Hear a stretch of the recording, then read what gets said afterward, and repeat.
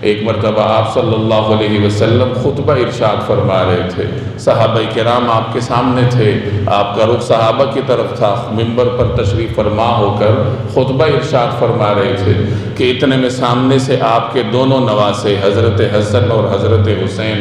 تشریف لائے۔ وہ چونکہ چھوٹے تھے، بچپن کی عمر میں تھے، سرخ رنگ کے جوڑے انہوں نے پہنے تھے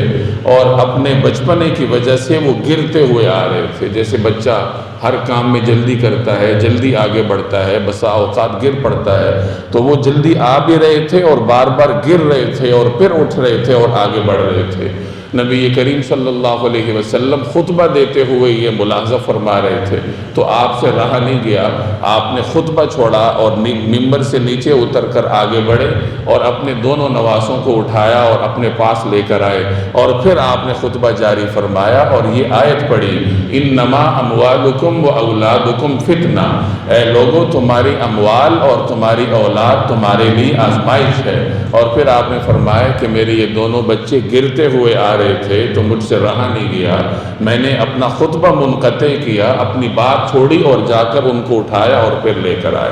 تو یہ واقعات اس بات کے شاہد ہیں کہ جناب رسول اللہ صلی اللہ علیہ وسلم نے اپنی اولاد سے محبت فرمائی ہے، اور اولاد سے آپ کا محبت فرمانا اللہ تبارک و تعالی کی اس عظیم نعمت پر شکرانے کا ایک طریقہ کار تھا۔